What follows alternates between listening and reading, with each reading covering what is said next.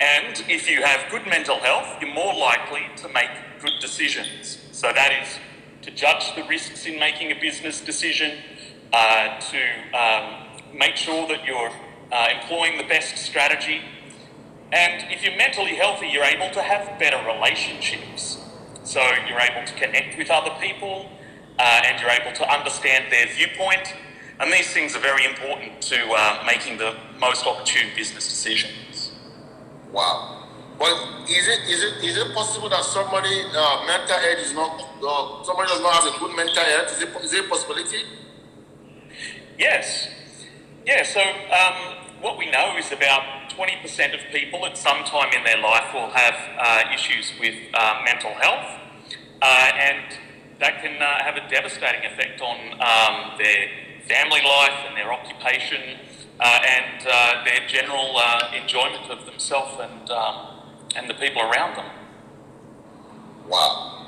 So that means that is there a way we can know as an individual if you have a good mental health? Is there a way we can know?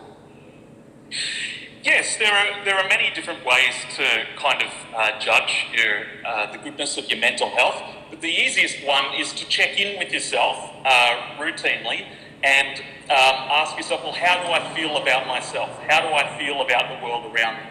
So generally, if you're mentally healthy, you'll tend to be happier than not. Yeah, so if you're feeling sad or down all of the time, or you're feeling angry or anxious much of the time, then you might want to check your mental health. Wow. But is there a way we can get treated for mental health? Is there a way?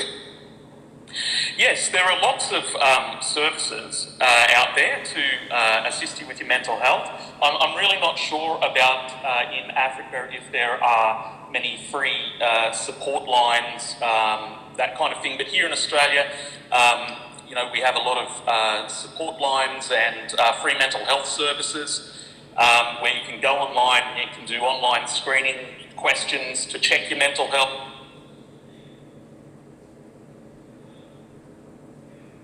To check your mental health and then to get some support if you need it. Enhance your mental health is to connect with your friends and family often, to check in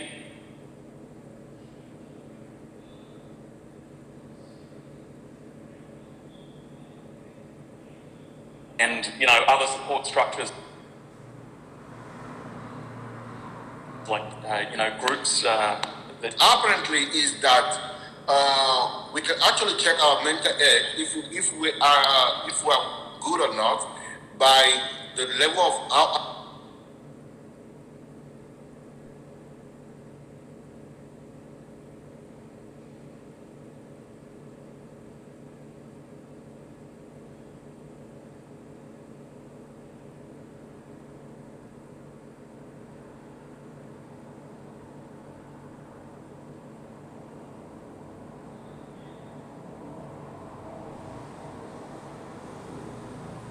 we are or how we respond to things around us. And you also said enhance your brain health.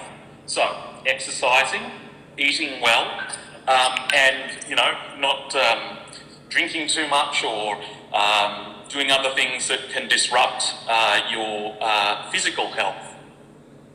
So apparently means that if we take care of our physical health, it will automatically improve our mental health. Yeah, it gives us the best chance to improve our mental health. Wow. So, healthy body, healthy brain, healthy mind. And certainly there's lots of practices, if you want to engage in them, there's lots of practices that you can do that will help with your mental health. So, for example, something as simple as keeping a diary where you write down your thoughts from day to day, and then going back and reading it and checking, well, what was my thinking like then? If I could contact myself back on that day from today, would I have some wise words for myself? Wow. Also, a current trend is mindfulness, so practicing meditations, practicing stillness. These are easy things to do. For example, going out and watching a sunset and really paying attention to it. taking some time out just to listen to what your mind says without interacting with it, just watching the thoughts bubble up. And sort of asking yourself, well, if this was somebody else saying these things to me, what would I think about my relationship with that person? And so if it's, the thoughts that are bubbling up in your head are, not nice, then, checking the things that you say to yourself can be a good way to improve your relationship with yourself. Okay, this sounded fantastic. I want to ask you, at this time of COVID-19, is there anything that we have to do about our mental health right now? Yeah, so, most people are fairly social, and the COVID-19 means that we're not socialising as we usually do. So taking steps like communicating online, can help to enhance that. So overcoming the loneliness by creating, groups in various chats that are around. Staying active. One of the things with COVID is that often people can't do their normal work and they can't do their normal recreational activities. So setting a routine for yourself can help to keep you on track. So not letting your sleep, for example, get off track by sleeping in and then staying up all night. That can really throw your body rhythms out, and that can affect your mental health. So in response to a lot of anxiety out there that people are having about COVID-19, how do we manage our mental health that it doesn't affect us? Because it seems that some people are getting anxious than even having the sickness. So some people that does not really have the sickness, but the fear of the sickness is already making them sick. But how do we begin to respond to this from the mental health point of view? That's a very good question. And yes, I just want to point out that if there is some threat in the world around us, our brains start to work in the same way a creature that is being hunted behaves. So if we think about that, right, the antelope is on the plain and the lion is hunting it, the antelope knows. So what does the antelope do? It starts looking around for the lion, right? It starts looking around for threats. And so it might see a bush that looks a bit like a lion, all of a sudden it reacts with fear. And when there's a situation like this COVID situation, the reality is the likelihood, so the probability of having COVID or being exposed to it is actually reasonably low. So it's important to kind of address any of these fear kind of thoughts that you're having and to tell yourself, well, the likelihood is I don't have COVID. If you have been exposed, to go and get tested. But if you're taking all the reasonable precautions, like washing your hands, keeping the social distancing, then in all likelihood you probably don't have the virus.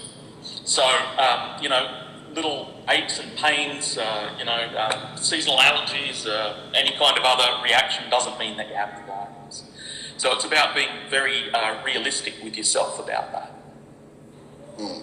So is it basically keep reminding ourselves that we don't have it instead of getting afraid of that we have it, and if there's a reason why we feel that we have it, we should quickly go for the test and clear our mind of that, and yes. always have that we don't have it. It's better to have in the position that we don't have it, so that the fear does not get us to do a lot of wrong things. Am I right? Yeah, that's right. So once we think that there's something wrong with our body, right, it's kind of like, this is what it's like, right? If I say to you now, you're itchy, right? Some part of you is itching.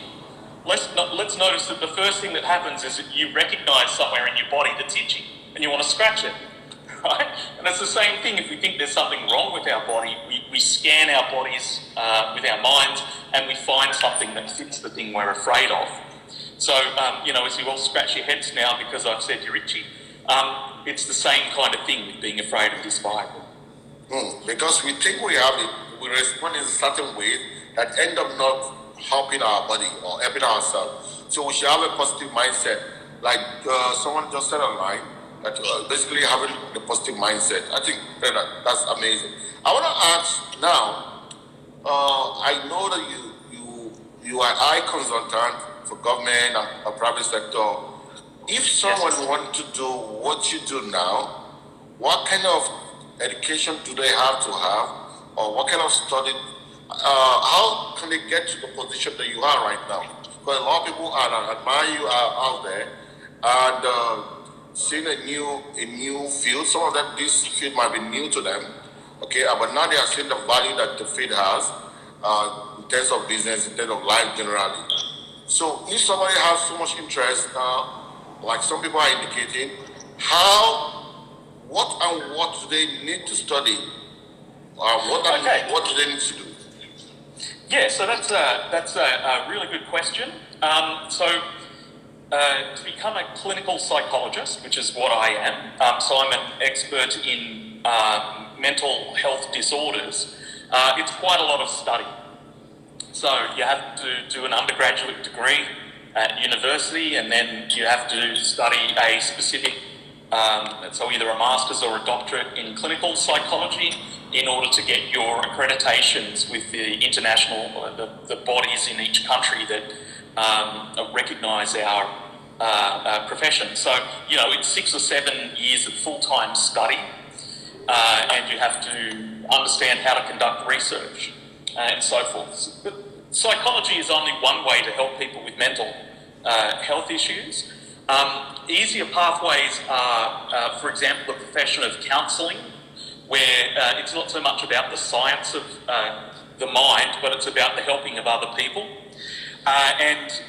For example, here in Australia we have diploma courses, so if you've completed a degree in any profession, you can do a diploma level course and then be able to work and support people with mental illnesses in a different kind of role. So it's not necessarily in this kind of scientific way, it's just in a caring kind of capacity.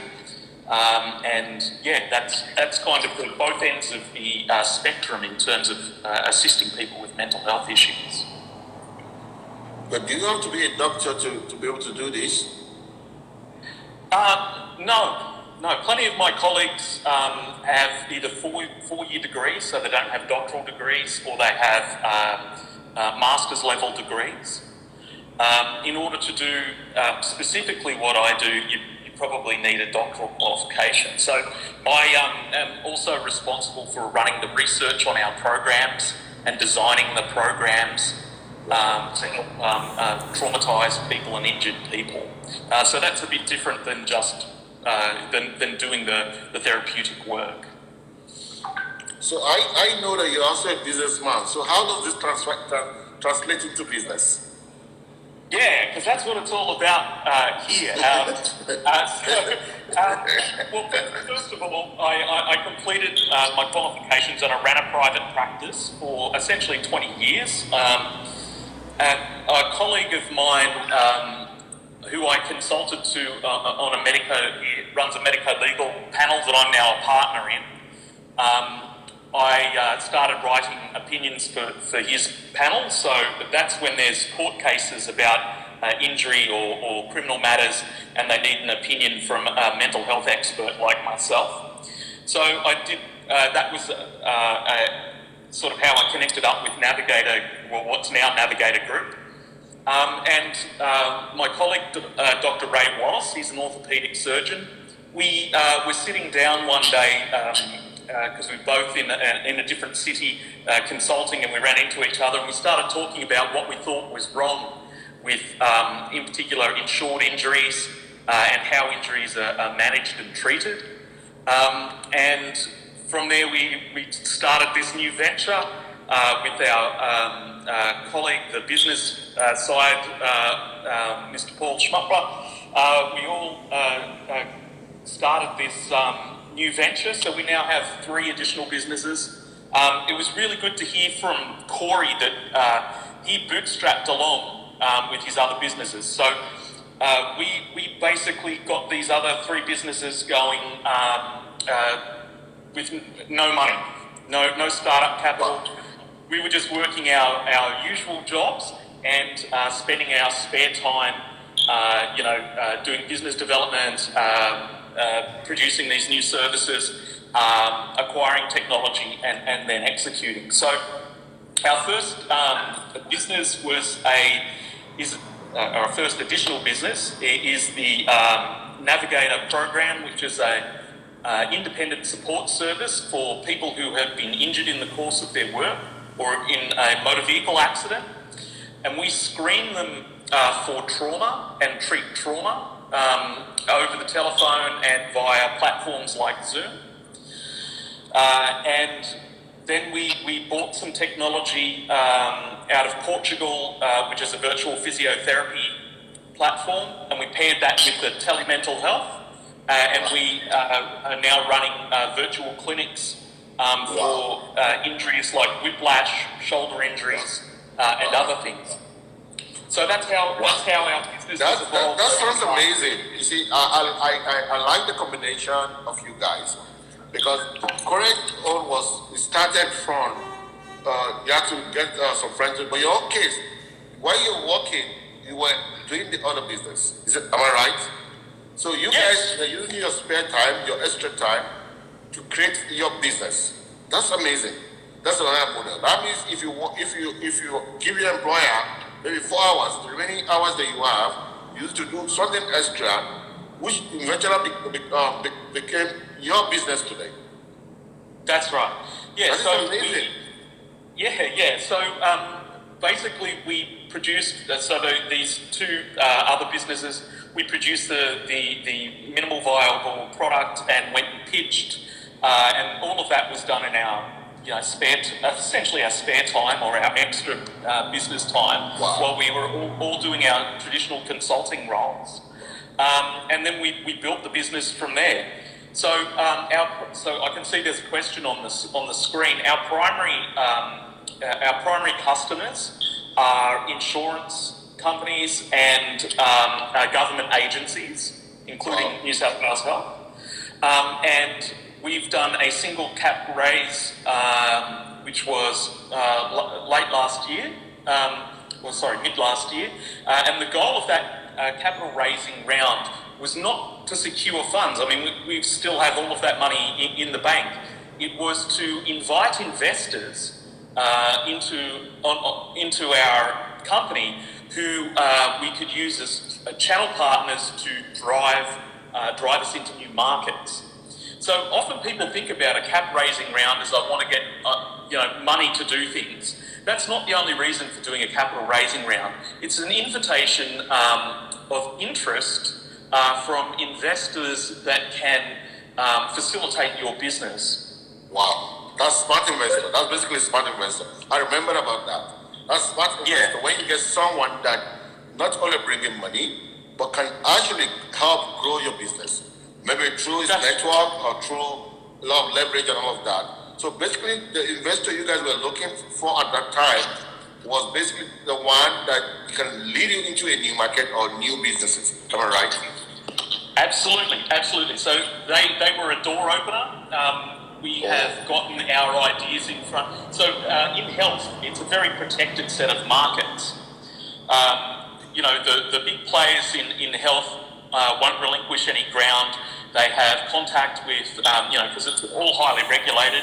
So they're on the inside with all the regulators and government agencies. So for us, it was imperative to get some doors opened so that we could take our MVP before it lost.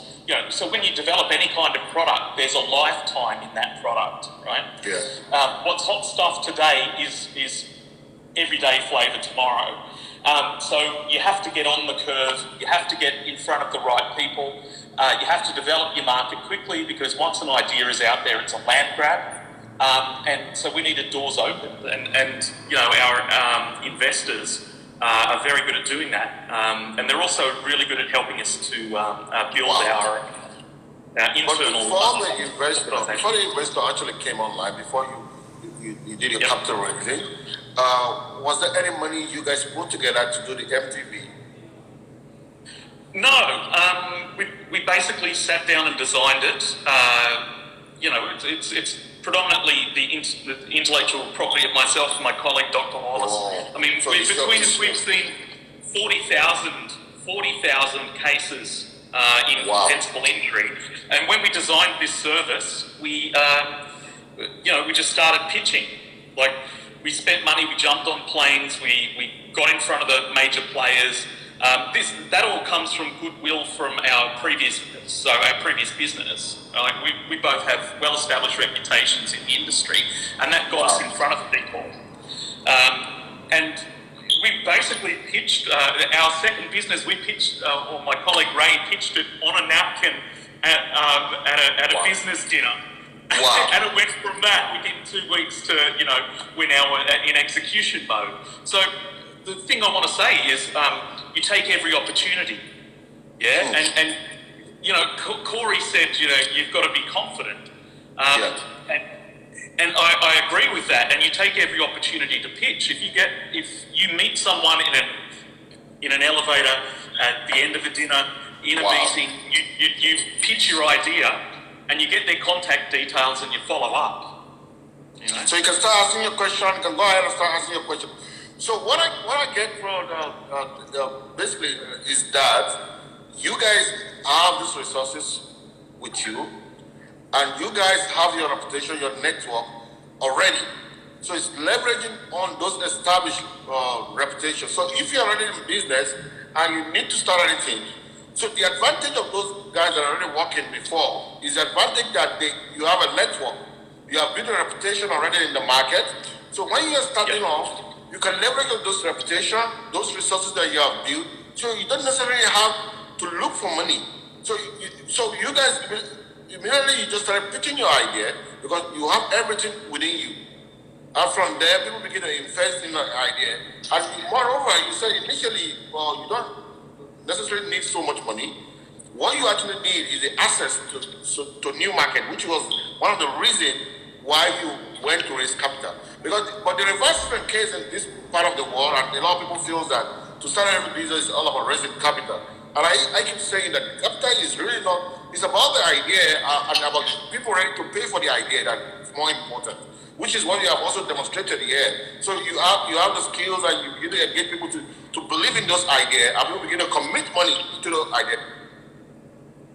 Not only committing money, but also to expand your business. Which what it means is just like what Corey said, is about you raising revenue. So instead of that's a new word for me. Truly, that's a new word for me to say you are raising revenue. You're not raising capital.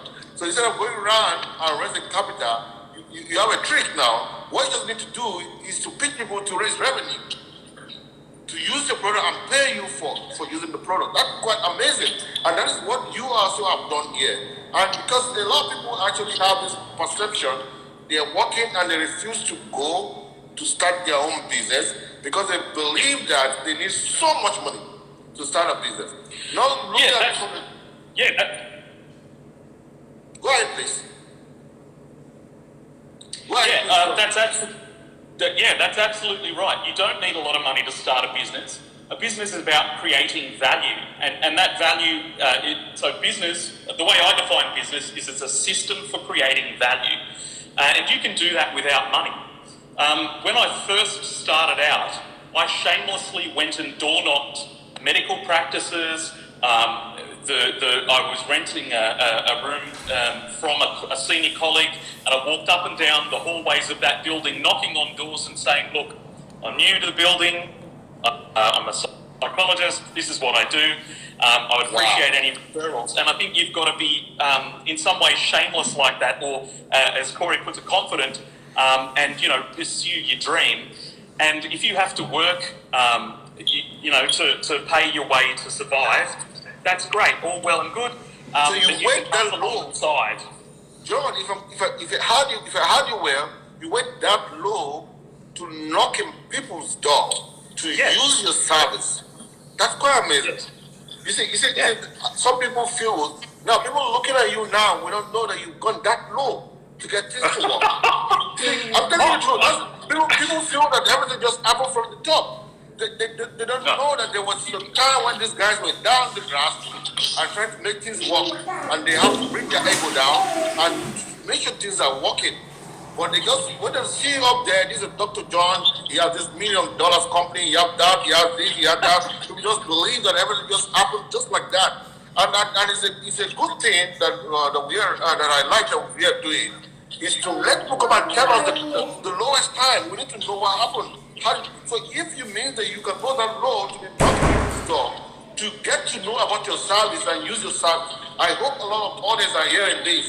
So sometimes when you are starting off, you have to put your ego behind you. Just Yes, absolutely. bring your confidence on. Bring your confidence on and knock doors and make things happen. That is pure humility. And that is why you can grow this large. And that's why I even believe that you're going to get bigger than what you are right now. Because the secret of every entrepreneur, I believe strongly, is to be humble. Humility is key. Yeah. If you're humble and you're confident about what you do, it's going to take you to anywhere. Yeah, you have to. It'll take you to anywhere. Yeah, you have to put your.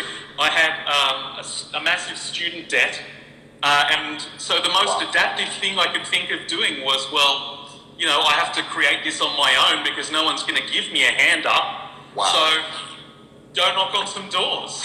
Wow. You know, that's the, Wow. That also shows how you are not comfortable just working for people. You want to start your own business. It shows it's just an inborn thing. See, a lot of people are they have student debt. They are not able to get a job, and they just sit down there and they are not able to get a job, and they just sit down there and people that it's easier.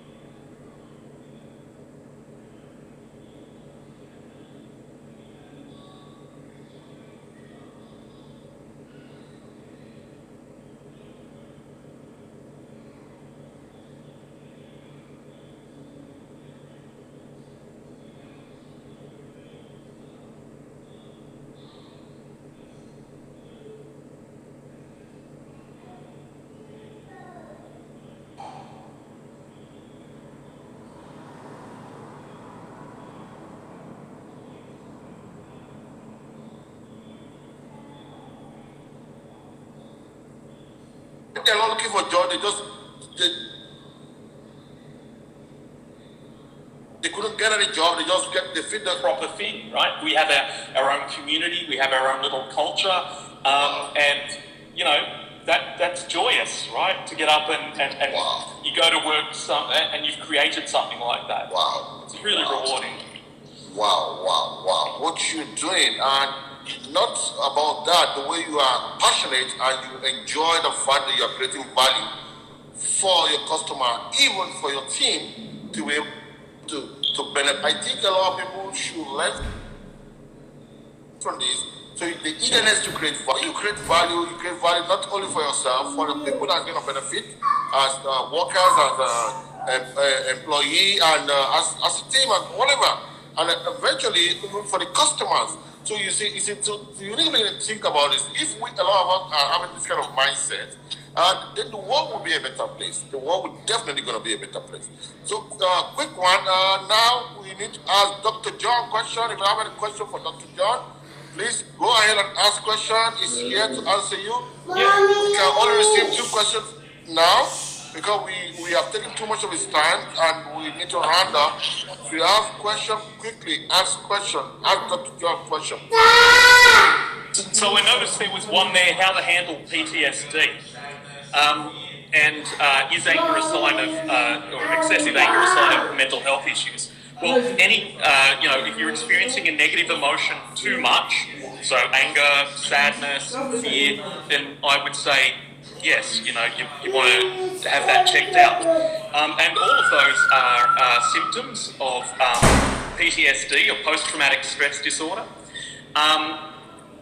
Trauma is widespread and is one of creates the greatest health burden, in my opinion, creates the greatest fixable health burden worldwide. PTSD comes about because we have 2 different memory systems. Our everyday living memory system that's mediated by language, and then we have our survival-oriented memory system. And when you are threatened or something bad happens or you nearly go desperately broke, you make these survival-type memories, right? And those memories are always trying to be processed into this language-based system. So the symptoms of PTSD, like nightmares, bad dreams, feeling like the bad things happening all over again and so forth, are your brain trying to move these memories from one system to the other. What gets in the road of that is avoidance. So the way to fix PTSD is to actually spend time breaking down those memories. So what's the story of that memory? How have I learned from that memory? How can I sit with that and accept it as part of my life? And that can be moved on. That